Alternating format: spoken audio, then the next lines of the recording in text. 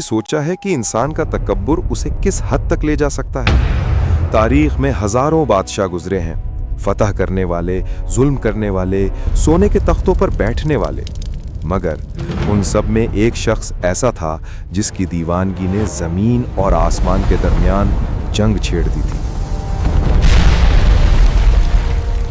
वो पहला शख्स था जिसने अपने सर पर ताज रखा।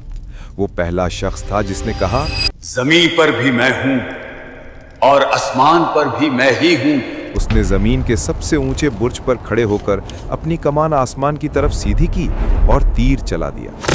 जब वो तीर वापस आया तो उस पर खून लगा था और उस बादशाह ने कहकहा लगाया और अपनी कौम से कहा, देखो मैंने आसमान वाले को भी कत्ल कर दिया। ये कहानी फिरौन से पहले की है। ये कहानी है बाबिल के उस जब्बार की जिसका नाम सुनकर आज भी इबरत का एहसास होता है। ये कहानी है नमरूद की। नूह अलैहिस्सलाम के तूफान के बाद जब जमीन दोबारा आबाद हुई तो बाबल वो पहला शहर था जो दुनिया का मरकज बना। अल्लाह ने उस कौम को बेपनाह ताकत दी थी। उनके जिस्म मजबूत थे, उनके जहन तेज थे और उनकी इमारतें बादलों से बातें करती थीं। इस सल्तनत का मालिक नमरूद बिन कनान था। उसे दुनिया के 4 बड़े बादशाहों में शुमार किया जाता है, 2 मोमिन और 2 काफिर। नमरूद वो काफिर था जिसने मशरिक से मगरिब तक हुकूमत की। उसकी ताकत का ये आलम था कि परिंदे भी उसकी इजाजत के बगैर उसके महल के ऊपर से नहीं गुजरते थे। उसकी खुराक के गोदाम अनाज से भरे रहते थे। लोग दूर दूर से सफर करके आते ताकि नमरूद से खाना मांग सकें, लेकिन इस ताकत ने उसे अंधा कर दिया था। शैतान ने उसे ये वसवसा डाला कि जो रिस्क देता है वही खुदा है, और यूं नमरूद ने अपनी रियाया से कहा, सिर्फ मेरी इबादत करो, मेरे सिवा तुम्हारा कोई रब नहीं। लोग भूख के डर से और उसकी हैबत के खौफ से उसके सामने सजदा करते। बाबुल की गलियों में नमरूद के बुत लगाए गए। हर तरफ शिर्क का घुप अंधेरा छा गया। ऐसा लगता था कि अब इस जमीन पर हक की रोशनी कभी वापस नहीं आएगी। मगर हर जब्बार के जवाल की शुरुआत एक खौफ से होती है। एक रात नमरूद ने ख्वाब देखा। उसने देखा कि आसमान से एक सितारा निकला है जिसकी रोशनी ने सूरज और चांद दोनों को बेनूर कर दिया है। वो घबरा कर उठा। नजूमियों को बुलाया गया।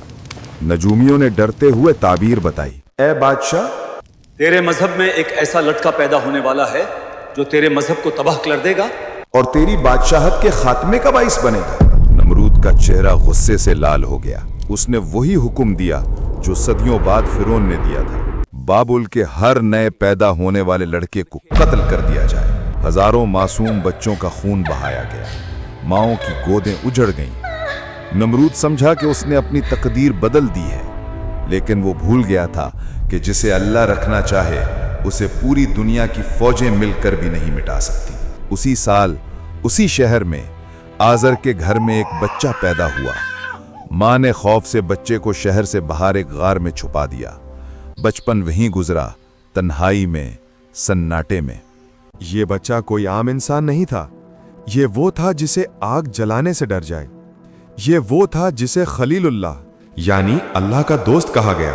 ये इब्राहिम अलैहिस्सलाम थे। जब इब्राहिम जवान हुए तो वो अपनी कौम के पास वापस आए। उन्होंने देखा कि लोग पत्थर के बुतों को और खुद नमरूद को पूज रहे हैं।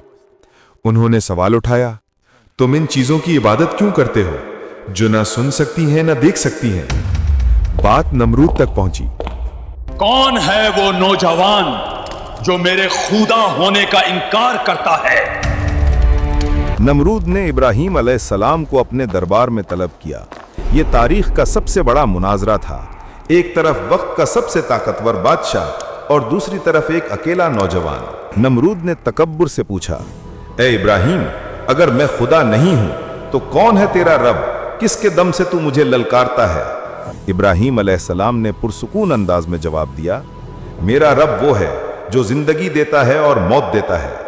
नमरूद ने कहकहा लगाया। उसने फौरन 2 कैदी बुलाए, एक वो जिसे मौत की सजा हो चुकी थी और एक वो जो बेकसूर था। नमरूद ने हुक्म दिया, जिसे मौत की सजा मिली है इसे आजाद कर दो और जो बेकसूर है इसे अभी कत्ल कर दो। तलवार चली और सर धड़ से अलग हो गया। नमरूद ने फख्र से कहा, मैंने उसे मौत दी और उसे जिंदगी दी। मैं ही खुदा हूं। ये मंतिक नहीं थी, ये धोखा था। मगर इब्राहिम अलैहिस्सलाम बहस में नहीं पड़े। उन्होंने वो दलील पेश की जिसने नमरूद की बोलती बंद कर दी। उन्होंने नमरूद की आंखों में आंखें डालकर कहा, बेशक मेरा अल्लाह सूरज को मशरिक से निकालता है। अगर तू खुदा है तो इसे मगरिब से निकाल कर दिखा। दरबार में सन्नाटा छा गया। वो जब्बार जो पूरी दुनिया पर हुक्म चलाता था, आज एक जुमले के सामने लाजवाब हो गया था। सूरज? सूरज पर उसका कोई इख्तियार नहीं था। कायनात के निजाम पर उसका कोई जोर नहीं था। उस वक्त कुरान कहता है, फबुहितल लजी कफर, तो वो हक्का बक्का रह गया जिसने कुफ्र किया था।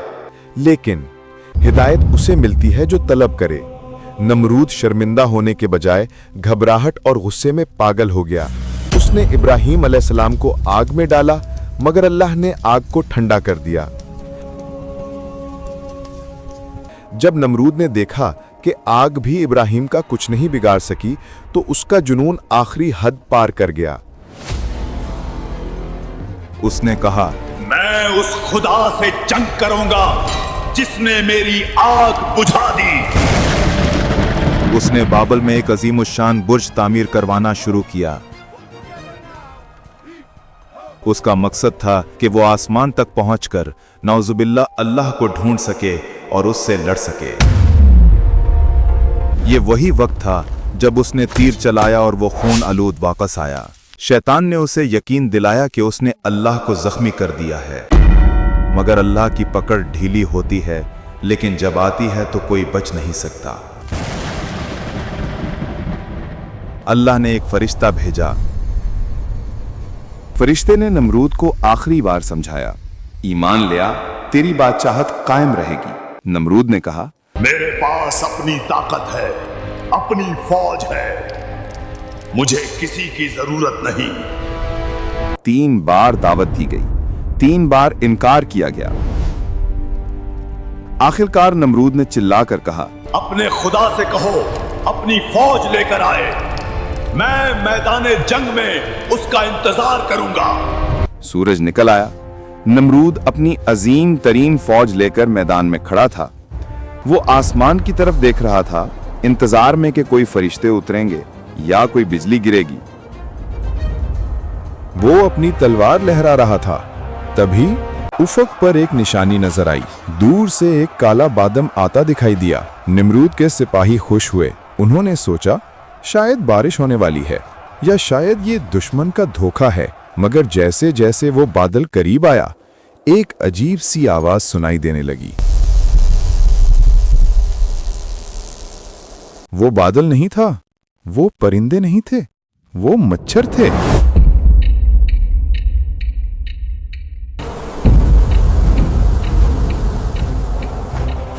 अल्लाह ने कोई फरिश्ता नहीं भेजा, कोई तूफान नहीं भेजा, कोई शेर या हाथी नहीं भेजा।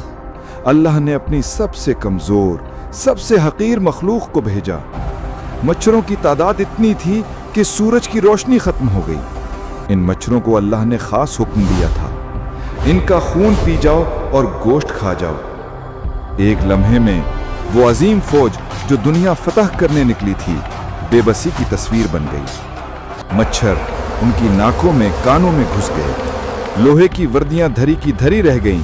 देखते ही देखते मैदान में सिर्फ सफेद हड्डियों के ढेर रह गए। नमरूद जो अपने महल की तरफ भागा, वो वाहिद शख्स था जो जिंदा बचा। क्यों? ताकि वो अपनी आंखों से अपने फौज की तबाही देख सके? नहीं, बल्कि इसलिए कि अल्लाह ने उसके लिए एक अलग और भी दर्दनाक अंजाम लिखा था। सारी फौज खत्म हो गई, मगर एक मच्छर, एक लंगड़ा मच्छर जिसका एक पर टूटा हुआ था, वो नमरूद के पीछे आया। अल्लाह ने उस मच्छर को हुक्म दिया। वो मच्छर नमरूद की नाक में घुसा और वहां से होता हुआ सीधा उसके दिमाग में जा बैठा। और फिर शुरू हुआ वो अजाब जिसके सामने मौत एक तोहफा लगती। वो मच्छर जब दिमाग में पर फड़फड़ाता या काटता तो नमरूद दर्द से पागल हो जाता। उसे ऐसा लगता जैसे हजारों हथौड़े उसके सर पर बरसाए जा रहे हैं। वो शख्स जो कहता था मैं खुदा हूं, अब वो अपने अदना गुलामों के आगे गिड़गिड़ाता था। उसे सुकून सिर्फ तब मिलता जब उसके सर पर जोर से जूते मारे जाते। जब जूता पड़ता, मच्छर डर कर रुक जाता और नमरूद को चैन आता।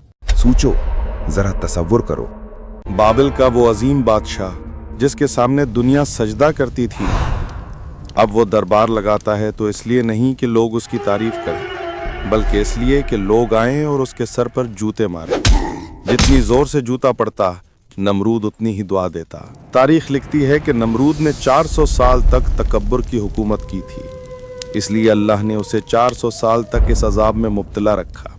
400 साल तक वो जूतियां खाता रहा, यहाँ तक कि उसका सर जख्मों से चूर हो गया और वो पागल होकर मर गया। नमरूद चला गया, उसकी सल्तनत मट्टी में मिल गई, उसके महल खंडरात बन गए।